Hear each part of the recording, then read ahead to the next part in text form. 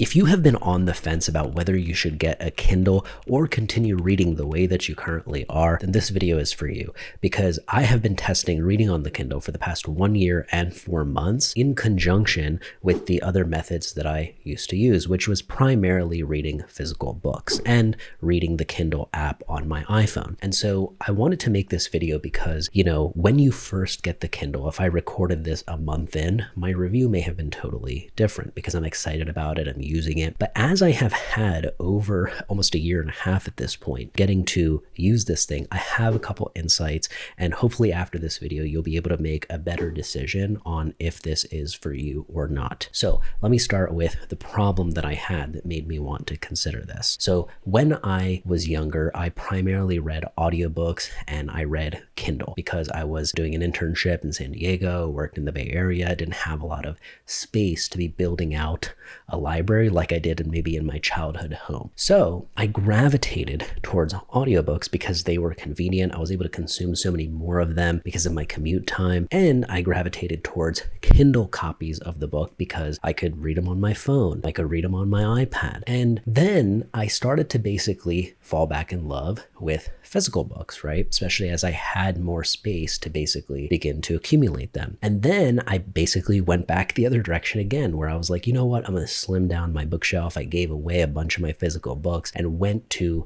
a Kindle version again. Now, the Kindle version that I was reading during this period was on my iPad. And the iPad, although it looks very beautiful and colorful and vibrant, it's super bright. After about 30 minutes or 45 minutes of reading on that, I definitely would start to get a bit of a headache. And, using screens all day already, I wanted to kind of protect my eyes and give them a break because I already wear glasses and I want to kind of, maintain the vision and protect the vision that I already have. And so this problem was also even worse if I was reading in the car. So if I was ever on a road trip or something and wasn't driving and I'm trying to read on my phone, I would get kind of car sick to some extent because of this screen. And so I remember looking into the Kindle as a way to basically reduce some eye strain. And I also found this other annoying thing with physical books that you can probably relate to, which is when you are reading at night, let's say you're on a plane or you're in your own home reading at night. If you don't have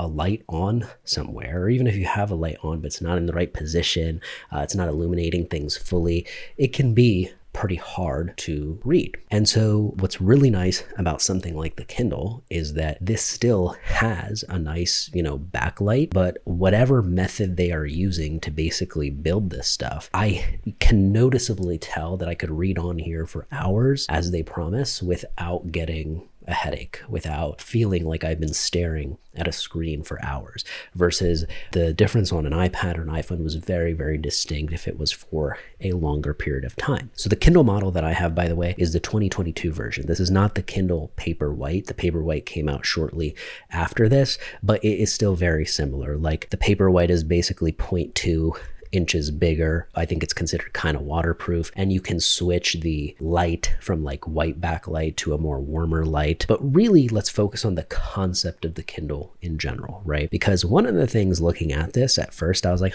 this is kind of odd. Why is it so small? Why is it not bigger like a normal sized book? And I don't know if this is where it comes from, but I've been reading about the history of books, a book called Papyrus. And before Papyrus was a thing, the version of what resembled a book used to be cuneiform tablet. And so I wonder if this is meant to resemble kind of how tablets used to be placed on a bookshelf, the way we have books on a bookshelf now. And so I do love that when you hold this, you can kind of you're not touching the screen or anything. You have enough margin on the side of the screen and the bottom to kind of grip it like this. And when you are reading while you're laying down, it is just so convenient. It's so light. It still feels like a piece of electronic, it's got a tiny bit of weight to it, but it is so light. It doesn't feel cheap and it's disposable or something. I'll tell you one of the things I was disappointed by though when I first started using this was how it feels a little laggy, right? And this is something that I think the latest Kindle Paperwhite version has solved because they have a faster processor that they put in there. But it seems common even with something like the Remarkable, where you're kind of switching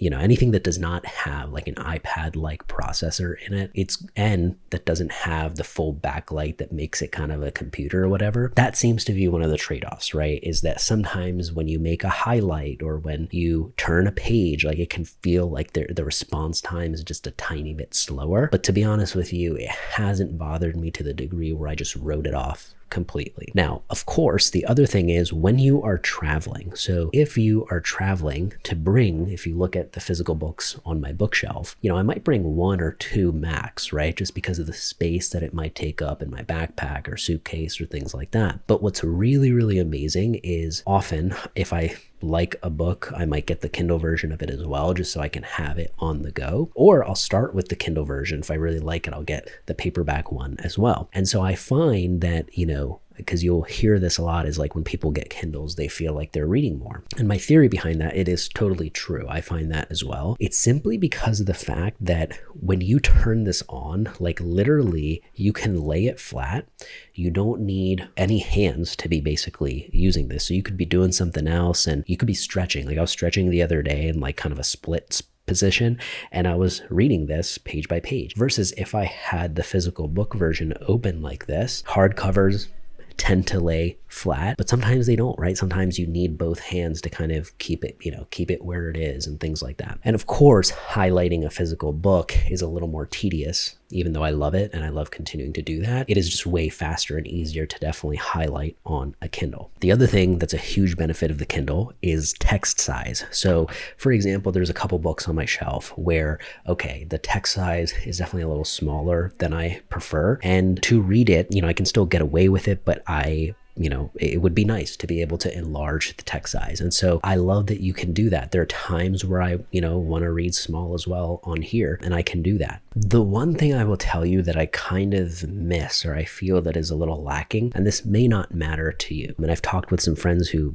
have different versions as well, and everybody's different with this. But if you are somebody who really appreciates like the physical version of the book, like the color of the cover, the tactile feeling of having it in your hands, like the thing with this, as you can see, there's no color, right? And part of that, if you get the Kindle that has color, that's basically at that point a tablet, it now has lights and things that are basically, defeating the purpose of getting it for reducing eye strain. And so that is a trade-off that you make, is when you go with one of these, Kindles, is they don't have color. It's just kind of black, white, gray, or whatever. And so that part is a little, like, I noticed that when I go on the Kindle on my iPhone app, it's like vibrant, beautiful colors, right? If the color is red, if it's popping out at you red. But obviously on this, all the colors are the same no matter what cover you have. And so it kind of really standardizes things a little bit. Now, the battery life is freaking amazing. I mean, it's something that lasts for weeks, I find. Of course, during certain periods, if you're using it heavily, or if you leave it on and you don't have automatic shut off or whatever, and it's just on for hours, like that's going to drain your battery. But if you're just casually reading, a couple hours a day, like you can get a lot out of this. It is not like an iPad. I hated that about the iPad, and reading on there is not just reading, but if you do anything on an iPad, the battery drains so quickly, especially the older that the iPad gets. And so that is something that was really annoying, is like, you could be doing something as simple as reading on an iPad and your juice is just going away, and before you know it, you got to charge it again. Versus this, I find it has the same, you charge it with the same USB-C cable and charges up pretty quickly as well, and it lasts a very long time. Reading offline also has not been an issue if I have the books already downloaded. Of course, your highlights and things like that sync up when you are connected back into Wi-Fi, but reading on the beach and reading by the pool, things like that were really nice. Speaking of reading by the pool and the beach, I discovered this as well. So when you are sweating, right, when you're really hot, your hands get kind of sweaty, like in a physical book, because it's paper, it will begin to get kind of damp, right? Versus, or like, let's say, your hands are wet from the pool or whatever, like you got to dry off your hands before you kind of open the book. Versus, even though this version is not waterproof, like it does not feel like a big deal if my hand's a little wet or if it starts sweating to like be able to hold it and use it, because I can just use probably a screen wipe or something and clean it if I want to. So it's very durable. That part I really, really love about it. Now, there was also this common noticing when I was getting this that people mentioned in the reviews, which is, oh, despite, wanting to read on the Kindle, like I always find myself just reading the most on my iPhone. And I found that true to some extent in the beginning, because despite having this, the convenience of opening up my phone and kind of being able to scroll a couple pages on Kindle versus opening this up or having this on hand all the time, I found myself quickly kind of going back and forth, consuming some on my iPhone, and then, syncing to the furthest page when I open it up on the Kindle. Now, the convenience factor is true. Like, I think it is super convenient to be able to quickly open up. It's not drawing a bunch of attention to you. You could be reading anything. It's a really nice experience. But just like with anything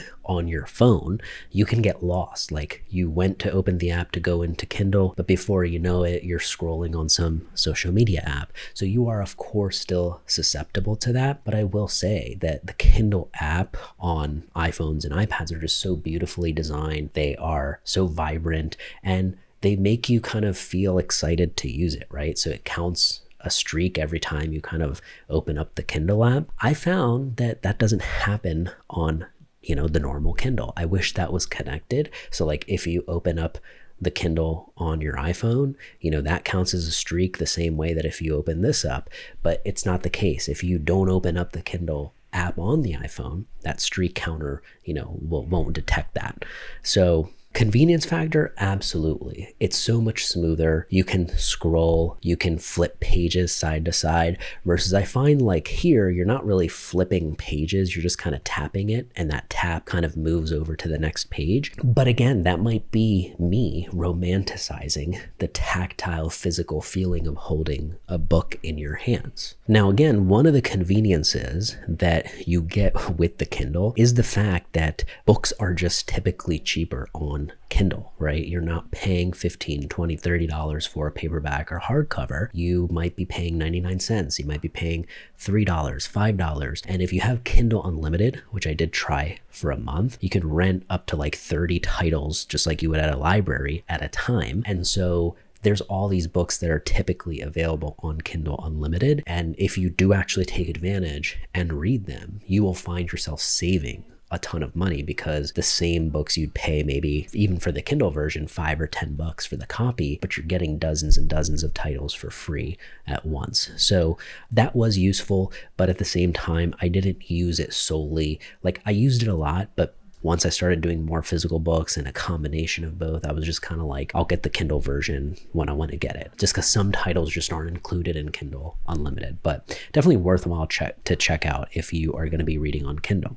Now, let me also mention, if you read fiction, so I have a friend who reads fiction, and they basically obviously fiction books I've just found to be way thicker than nonfiction books in many cases. And so that can get quite thick and heavy to carry around or to hold up and things like that. And they seem to be really enjoying having it on the Kindle and not bothered, like not romanticizing missing the cover and things like that I am saying to you right now. Like, that part still feels like, it's not there. And so what is the solution to this, right? I have found that the solution is one of these concepts that I wrote about in my book, Pod Mahal, which is function over form, right? Most of us want to kind of find the perfect form over the function. And so we go, do we want to read on iPhone? Do I want to read on Kindle? And it's like you want to lock into one of these methods just to keep it simple. But I found that the truth is that if you are a voracious reader, then it is really about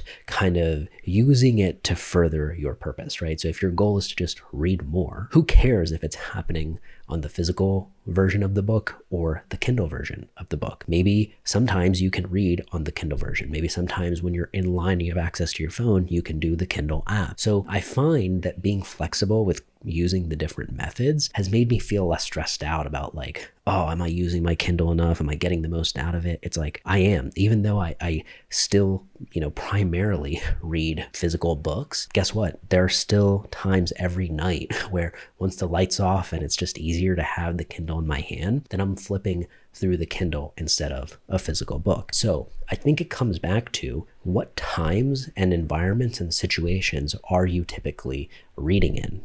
If you find yourself constantly reading at night, or while you are laying down, or while you are on the plane, or while you're on a train commuting, then you need to factor that in, versus if you typically are comfortably getting to, sit at a desk, right? And lay the book open, the physical book open flat, and have a highlighter and have notes. Like, that's a different experience than, when you're on the go or reading at the pool. And so the reason I mention that is because don't get the Kindle envisioning yourself reading it in a scenario in which you rarely are in. So what I mean by that is, if you're not really traveling that often, but you're like, oh, I want to get it so I can read it while I'm traveling, like, that's the wrong way to kind of envision it. It's more so about think of the day-to-day times where you're going to be reading the most. Where will you be? What will feel easiest, right? You might want to read while you walk on the treadmill or something, right? Okay.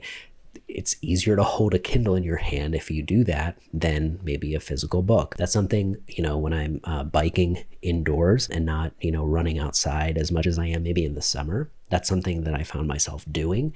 And obviously that was much easier to do with the Kindle or with the, iPhone version of the app than just a physical book. So really it does, nothing can beat the convenience factor of this tool, And I think one thing that I will say that I do appreciate about it, I think Jeff Bezos said this in one of his shareholder letters, but he was talking about how, the tools that we use evolve with us over time, and how the Kindle was created as this tool to preserve and offset some of the damage that happens from, the proliferation of content, this short form information snacking concept that became popular, like when it was first beginning to take storm. And we were like, the short form stuff is useful and quick, but I don't know if this is like the best for our brains long term, right? And so I believe the Kindle was kind of this offering to the world to preserve reading, to preserve long form content and reading,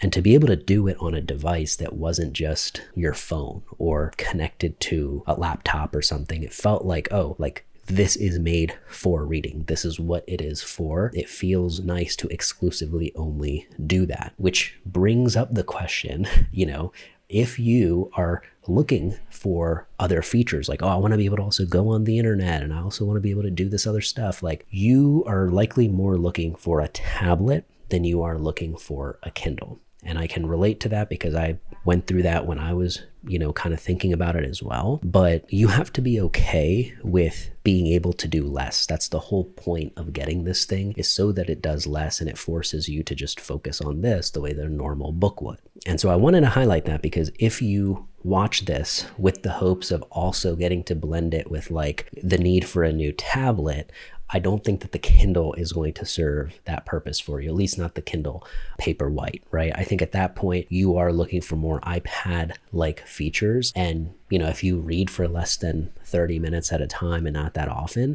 that might be a superior option for you. But if you plan on reading more consistently, reading longer, reading more often, and making the habit just a little bit more focused rather than oh yeah, that'd be nice to have when I travel, or do read on it once every couple of weeks, then, iPad's for you. But if you are looking to kind of focus a little bit more and kind of dedicate more time to reading, I can absolutely see how getting the Kindle, even if you only used it 50% or 30% of the time, if I'm not using it every day, I'm using it once a week, I would still consider this to have been worth the investment over the past year and 4 months. And the other thing that I love about this is it does not have the same planned obsolescence that's built into iPhones and things like that. iPads and iPhones are designed to be able to have to get a new one after 3 years, right? It starts working slower, it can't update anymore, the storage is full, blah, blah, blah. Versus, for whatever reason, the simpler technology that this stuff is built with, it lasts a very long time. As I mentioned to you, I've had the Kindle Fire, the original Kindle, for over, 10, 15 years or whatever it is at this point, and it's still turned on. which is crazy to think about. So that's cool, is that even though there's new versions and models and stuff that are coming out, I don't feel this pull to like, oh, I need to get the Kindle Paperwhite, I need to trade it in for the newer one. The simplicity of this is something that you fall in love with over time, especially as you read it more. Now, my honest opinion, if you are looking to go all in on a method where you're like, oh, I want to go all in on physical books or all in on Kindle, I don't recommend that, because that is what I tried a little bit. And I told you I gave away so many books in that process, like boxes and boxes of books. And after I gave them away, like a year and a half later, when I started reading more physical stuff again, I was like, oh, I wish I hadn't given those away. Like, there are so many books I gave away that were like classics, Shoe Dog and biographies and things that, like, now it is more expensive to get copies of those than it was 10 15 years ago when I got them. And I wish I had that option to be able to pull it off my shelf again, which I enjoy reading like that. I always say I treat my bookshelf like a bookstore, pull off something and kind of enjoy flipping to a page and reading it. That randomness, that spontaneity that you have with physical books, I don't feel that as much with this. Yes, I can open up the Kindle and I can go and pull up a book from like 5 years ago, but I find that just like a phone, where like you download an app and you can kind of forget that it exists until you need it again, that can happen in the Kindle, right? Because this is the only physical representation of it. It's not like there's 10 of these for 10 different books, versus that is true for physical books. It's a physical constant reminder every time I see my shelf or pass by it, oh right, I should check that out. So that is missing and does require some discipline if you plan to commit yourself to reading, fully on Kindle, is like going in, browsing, looking through your Kindle shelf the same way you might look through a normal bookshelf, just so you make sure that, you're not missing some of the best titles that you've gotten. But again, that's just my opinion after battling with this for years and years, and kind of at the end of it deciding, what, I'll do both. Like, I don't need to go all in on one or the other. I'm really grateful to have some space to be able to build out a library, and would love to continue to preserve that space over time wherever I move, is continuing to build out the physical library. I love that feeling. So hopefully, in 10, 20 years, I'll have a whole wall of books and they will all be full. But it does not take away from, when I'm traveling and need the convenience of reading on Kindle, like, I will probably bring this with me, and I may get the Kindle version of whatever book that I really, really want to get through on that trip. It's just, again, it's the convenience thing, right? It's like newspapers, you can romanticize when newspapers were delivered and they were huge and all that stuff, but like, it is just more convenient and cheaper to, read that article in the app. So the convenience factor is always going to be hard to beat, but I do think that just like handwriting is still worth doing, even though it is analog, even though it's slower, it's proven to help you learn and retain better than if you were just typing things, right? There will always be a place for the slower, more analog, classic version. So I hope this was useful. If you've been on the fence, should I get an iPad? Should I get a Kindle? Should I keep reading physical books? Like, I hope this encourages you to lean into the ways that you are going to read more, and also remain open and flexible to the idea that you can take advantage of these multiple mediums, right? Back in the day when books were first invented, like, it's crazy to think that, if you needed a copy to be at another library, you had to have an actual human scribe copy the book and write it, and somebody had to know how to read and write to be able to do that in the first place, and then you would be able to get a copy to that library. And so it's pretty amazing the way Jeff Bezos says that his vision for the Kindle was like to have any title, any book in the world in your hands in 30 seconds. I do think that it fulfills on that promise. My wife and I just did that the other day. She's like, hey, can you get me this book? Like, we gave the physical version of the book away to somebody, and we didn't want to, we just wanted to get it back, like, not from the person, but we wanted to have a copy ourselves. And so, she got it on Kindle. Now, my wife is different. She likes to use it on her iPhone. But again, she's not using the iPhone to read for hours and hours and hours on end. If you find yourself drifting into that territory, I have a feeling you're going to quickly find yourself in a position where, you want to consider something like the Kindle, which is lighter on the eyes. Anyway, leave a comment. Would love to hear what you think on this. Like, subscribe, wherever you're at. That goes a long way. And check out the links in the description below. I appreciate you hanging out, and I'll see you on the next one.